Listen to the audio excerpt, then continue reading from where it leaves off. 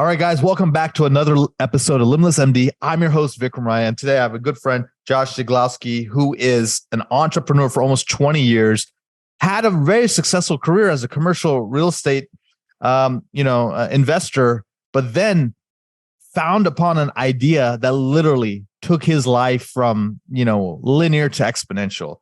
He saw that there's this availability of a credit that the government was providing called the employee retention credit to help people during the COVID. And he didn't have the expertise to learn it, or he reached out to his CPAs. No one figured it out.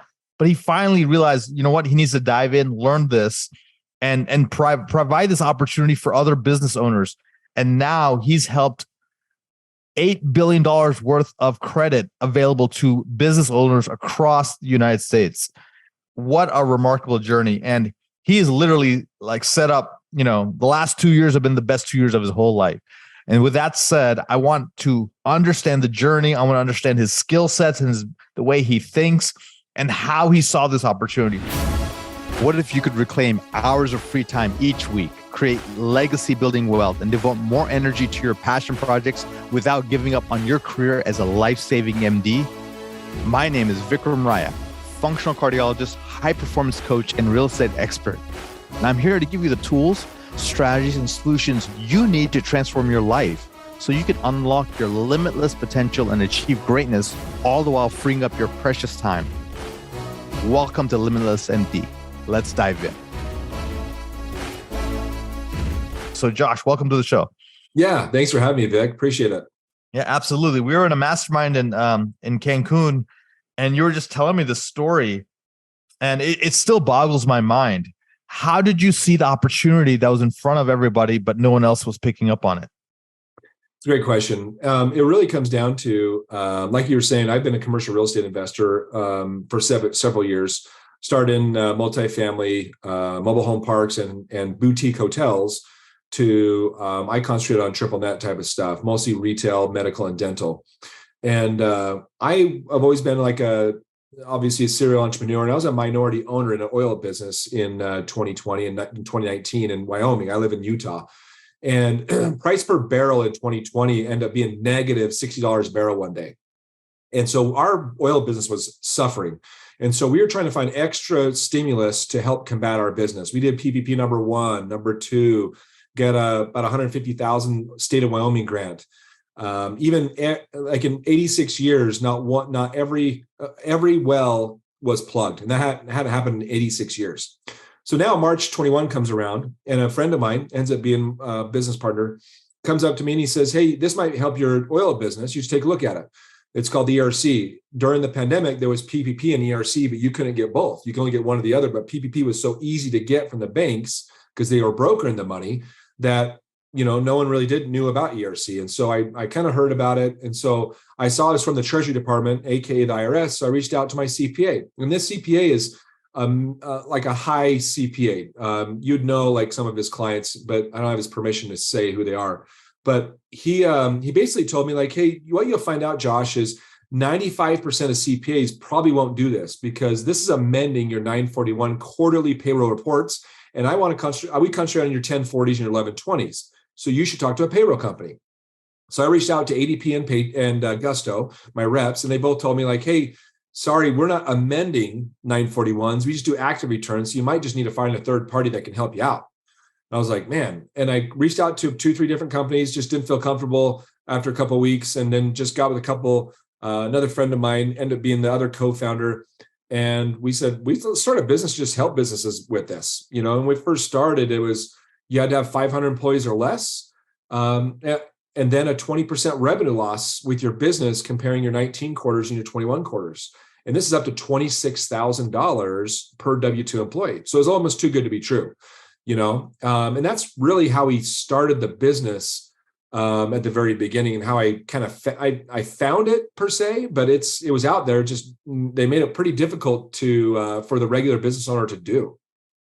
So you had the need. You looked for the help to actually do it for yourself. When it wasn't available, not only did you learn about it to do it for yourself, you're like, hey, someone else might benefit from this. And it was not to create an empire or anything like that. It was really just hey, let's help other companies out, and Yeah. provide a service. And it was so lucrative in terms of what the government was providing, but people didn't know how to access it. Is that right? That's correct. And to your point, the one thing I was going to say too is being in commercial real estate, and I know you understand this too, Vic, is you got to have the who, not how mentality. And there was a book that came out about 2-3 years ago, and I was already doing that in commercial real estate. But then when I read the book, I was like, wow, I need to do this in every part of my business. And that's why, rather than trying to figure out how to do this and all that stuff, I got the right people in place to then make an empire out of it eventually. But there was a few different people. Sometimes people had the mentalities like, I don't want to give up this much equity or this much ownership. But in reality, once you start doing that, you don't have to do every little piece. You have people that actually have skin in the game of equity that want to make this bigger. And that's what really kind of helped us. Is I really portrayed to my partners that the who, not how mentality. And we all have that mentality now. And it's pretty remarkable on what we've accomplished in now. It'll be 2 years in May. That's amazing. And so a lot of people have heard the book by Dan Sullivan and Benjamin Hardy, Who Not How, but how did you apply that specifically? Can you tell me like what that means to you when you hear the word who, not how? Like, what does that concept actually mean in your company? Yeah. So when I was flipping a lot of homes before I got into commercial real estate, I've always been in real estate and other entrepreneur side. I had the marketing cap on. I had the accounting cap on. I had all these things, and I was given maybe 20% effort to every single one. And if I would, and a lot of people, sometimes you have to bootstrap it, and you have to do that because you don't have the capital, you don't have money to go hire a bookkeeper on a monthly basis or an assistant or whatever it is. I get that. But because I had that mentality, rather than trying to figure out how to do it, figure out who could do it with me and spend the exact same effort with better abilities, that's why it ended up being successful. And so now I had that mentality more so than ever than I had before. That's amazing. And so as you started getting traction and this employee retention credit specialist company started taking off, and you guys, you had some co-founders and partners, how did you go from, this is a nice, cute thing we're doing to, man, let's get 7, let's get 8, let's get 9 figures going? Like, there must have been a leap of faith. There must have been an aha moment. Were you also worried about the government potentially shutting it down? I mean, yeah, to put all your eggs in this sort of this project, which is sort of maybe time bound even. Yeah, all of it. And every little piece of it. The one thing about this program is it does take 6 months for the IRS to send out the money. So when we first got going, we had a small amount of marketing, but I would say 1 out of 10 companies actually decided to work with us because we wanted to charge up front, but they didn't want to wait 6 months. So then we said, we got to change this up a little bit. And on 2 things. One is we need an affiliate network of people that want to, talk to their friends and family or people that own businesses to refer them to us, and we'll give them a commission for that because it's a relationship sell. And the other thing we need to do is make it so we're going to have to bootstrap this and also put money in and wait 6 months to be paid. And we'll only get paid if they get paid. Once we change that business plan, that's when we had tons of success, and even our mutual friend, Craig Ballantyne, early on, he's not even a US citizen. He saw it very early on as the opportunity and was like, wow, you could help out, Fit Body Boot Camp, because I own a couple of those in the States. And let me refer you to Bedros Keuilian. And we end up helping more than half of we helped the headquarters of Fit Body Boot Camp. And then we end up helping half the gyms, nationwide. I think over 300 gyms we helped or so. But it was because we had to change that business plan of like, hey, we're just going to have to wait to get paid, but we'll do all the work in front of it, And so there was a lot of things we had to change. In addition to that, while we were waiting for money to come for 6 months, we were definitely talking to tax attorneys to like say, what's our risk here? If we get this really big, what's the risk of this and risk of that? And we had all those conversations with multiple tax attorney firms, and then felt a lot more comfortable on their advice and what they said the direction should be and how we should help protect ourselves.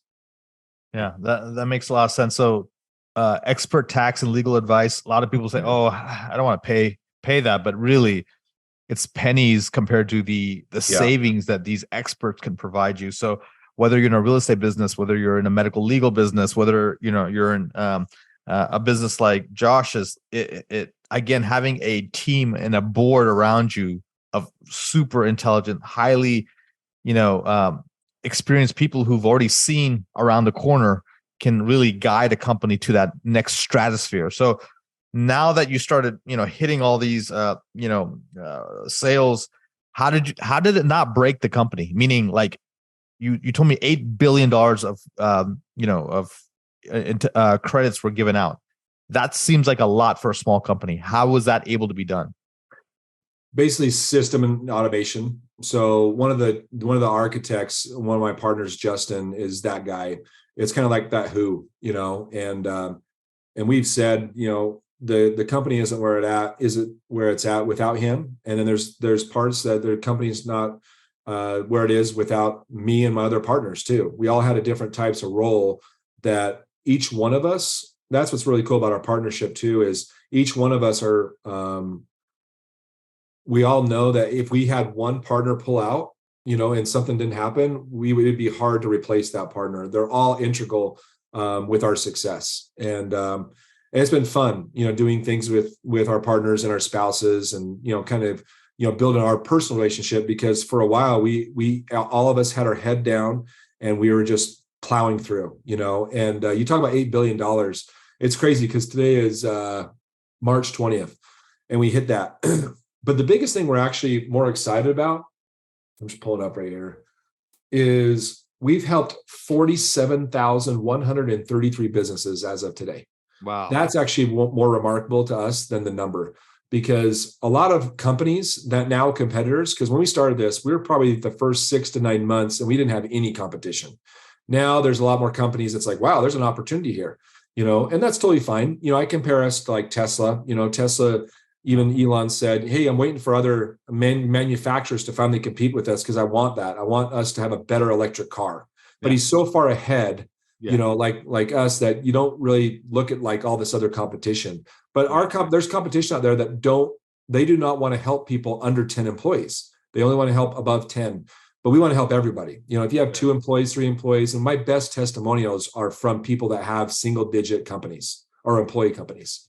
Yeah, that's awesome, man. I love the mission, and I think that's why you guys grew so, because your heart's in it. It's not just, hey, it's not a dollar sign for you guys. Yeah. So the 8 billion, we got 47,000 companies that were helped, and again, this is not something that you really sought out. I mean, you were really in the real estate, you were in oil and gas, and then now you got into this. What's next for Josh? And then before I do that, actually, let me go back a second. I'm hearing a lot of different partners that were involved in ERC. Yeah. I've had good partners. I've had horrible partners. And tell me about partnerships. And I thought, in traditional thinking, 1, 2, and many, in terms of partnerships. How many partners in a company that you can have? So are everyone's an equal partner? Or is there like levels of partnership? Are you guys ruling by consensus, or is there a leader? How does that work? So as far as a company, we have our CEO, I'm in charge of business development, my CTO. There is not one majority owner, number one. So there's 7 equity partners, and they're all different equals on their percentages. But again, there's not a majority, like I was mentioning before. And the thing is, was there times that there was frustration with a partner or whatever? Absolutely. And we'd lie if we said it was all roses the whole time. Once we got to a plateau though, as far as where we saw everyone should be, that's when it made it. So it's like, oh, well, now I'm so glad this person or that person is in their role. We were just trying to find exactly what that was, because we were all just like, okay, it's your turn to do this. And sometimes it is the who, not how mentality, even internally, like meaning like, hey, can you take care of this? Well, yeah, but that's not my expertise. Okay, but somebody needs to take care of that, because I'm terrible at it or whatever it is. And then we kind of, as we grew and our now we're having money coming in the door from the IRS sending out checks, we were able to hire the right executives, the right managers to manage different departments that have expertise in that department. One thing I heard you say is like you had the family involved. how important is it to have family sort of integrated into your company versus you clock in, clock out, and then you come home, hey honey, I'm home, and then they don't have any clue what you're doing, you have no clue what they're doing, and it's you're just trying to get by. Like your kids, your wife, like are they supportive? Like how are you able to keep that work-life balance or the work-life counterbalance? Yeah, my wife's very supportive. I wouldn't be sitting here without her, because there was a lot of long nights, and none of our spouses are just trying to think of all the equity partners. All of our spouses aren't also part of the business. They're supporting their spouse that's part of the business. We do have a couple kids from one of our partners that work for us and stuff like that. But for the most part, it's one of the spouses on one side. But my wife she's an entrepreneur wife, so there's a lot of things she's had to get used to that she wasn't used to early on in her marriage, and now, she's been seasoned and gone through a lot of blows, Yeah. and because of that, it's made us stronger, not only personally, but in business, and so, Awesome. Like you mentioned, what's the next thing? The next thing is commercial real estate, because that's where that's always been my passion. And this is going to go for another, year and a half, like pretty heavy. Then it's going to kind of plateau. Hopefully it doesn't plateau before that, but it might. We don't know. But for the most part, I'm already starting to do stuff in the commercial real estate side on a small scale, because I still got the thoroughbred running, as far as ERC. So you don't want to let that go. But at the same token, it's been a huge blessing, not only for myself, but for my family, my partners. I'm very happy for all of us. And it's been just a fun ride of going through things on the ups and downs and looking back and just having a big smile on our face that, wow, look what we've accomplished and look where we're still going. So what's the advice for a lot of the entrepreneurs out there? A lot of them are doctors and things who are doing things on the side. Like, how do they navigate this uncertainty that's coming up? It's funny. So you talk about family a little bit. And this was 3 nights ago. My 10-year-old, she's my oldest daughter. I have 4 kids. We're in the hot tub, and we're in Utah, so it's cold, but we like to go to the hot tub late at night. And she just asked me, Dad, how do I start my own business? And it's the first time she's ever even asked me that. And I actually pulled back and I said, it's not really necessarily teaching you how to start a business. We need to go over some psychological things first. And this goes along with what you're saying about doctors. Is I've taught business classes, real estate classes. And one thing I always tell people is, like, the first thing we got to make sure we can get over is your fears. Fear of failure, fear of losing money, fear of, this or that, fear of rejection, because that's going to happen all the time, and we have to get over that, because a lot of people always say, well, shoulda, woulda, coulda. I should have done this 30 years ago. I could have done that 10 years ago. I had a good chance of doing this. Well, it's because you had fears, and that's the reason why you didn't make that choice. We just got to figure out what that fear is and how we can overcome that. So with doctors, with my own daughter, the first thing is those fears, getting over whatever those fears are. Then we can kind of look at, getting the right people in place on what your skills are, and if you need other people to be in business with you, and what that would kind of look like. As you transition into your commercial real estate, what asset class do you like? My side is, I love retail, medical, and dental. I underwrite that really well. I've had a couple of big opportunities this last 60, 90 days to look at some A and B class multifamily. I won't do anything less than that, but I also have to have the right partners in place, and I say that because, I have a good friend. I was actually on a podcast early this morning, and the subject got brought up about a multifamily. Oh, they were guys asking me about a big opportunity or whatever. Anyways, I was telling him, I said, a good friend of mine, I won't say his name, but he's got about 4,500 doors, and he was an LP on a deal in Texas, and he put in $1 million. And the reason why he called me is because the GPs, which were technically his students, closed on the deal. And it was a $60 million deal, and they basically crapped the bed. They haven't done anything with it, and they got a property management company. The property management company wasn't doing credit checks; they're just letting people in. It was a B class, and it's a disaster. Now these GPs are giving him all the GPs so he can take it over, and he's trying to stabilize it and then maybe flip it for 75, 80 million in 3 or 4 years. So what's the moral of that story? Is just having the right partners and making sure you do your research on them too. It's not just the property sometimes. And so for me, I'm having these opportunities, and I had one come in Idaho just last week, and I'm asking the guy, how many deals have you done over 5 million? He hasn't done one. And this is a $21 million deal. Right. And I'm just like, wow, a bank is going to ask you that. Yeah. A bank is going to want to know your history on in your resume in a certain asset class, and so I love what you're saying, Josh. It's like, I think it's important to do the due diligence on the property, but do due diligence on your partners and on the team, the leadership team who's running the project. Yeah. So let's switch gears here. Let's talk about some fun stuff. I see Steve Young. If you're on the YouTube channel, guys, he has Steve Young's jersey in the back. What are some of your passions, and what do you like to do with your free time and your money now that you have some? Yeah, so I've always been a sports guy. I grew up in a small town in Morgan, Utah, a 4-sport athlete, and I played college basketball. And with that, I was actually better at football than I was basketball, but my passion was basketball for sure. But with that, I grew up going to a lot of Weber State. I was a Weber State ball boy sometimes because my uncle was the athletic director of Weber State, that's where Damian Lillard played. Nice. And which is a small college in Ogden, Utah.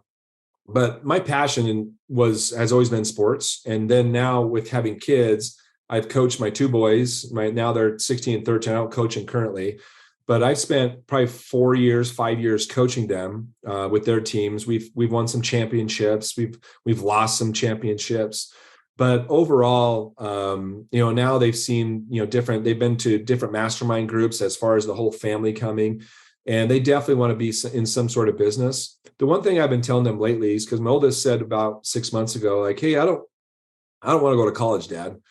And that actually kind of hit me a little bit. Like, I get it, because the ROI on college has definitely gone down over the last 10 years, 20 years, but I don't like that saying, And so I kind of came back to him about a day or two later after thinking about it, says, let's just say you need education. Let's just not say you don't want to go to college. You need education. College is under education, but you need education. If you want to go in real estate, you need education for that. I can't be your person that's going to be your instructor.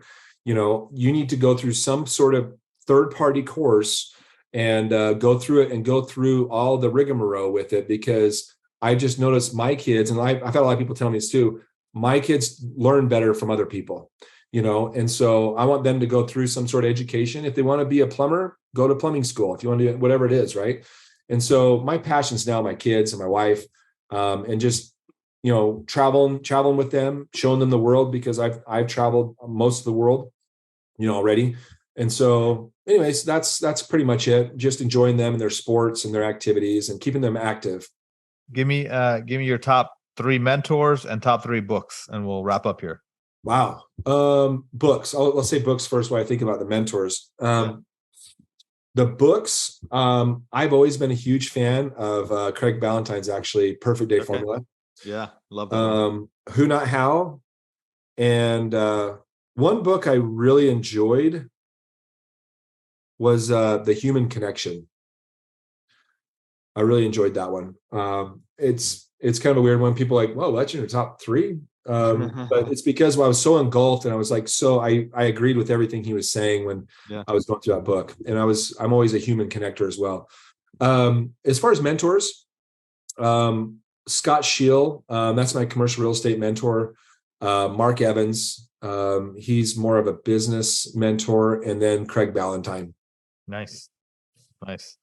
All right, buddy. That was awesome. Thank you for all your information and sort of opening the kimono and sharing how you built an amazing company with ERC, and also allow that journey of what's next after you hit your goals, which is giving back to community. Sounds like you're coaching your kids, you're traveling, you're coaching local students, and you're just trying to make an impact. And those 47,000 companies, I'm sure, thank you so much. So appreciate everything you've done for everybody, and it's been a pleasure, my friend.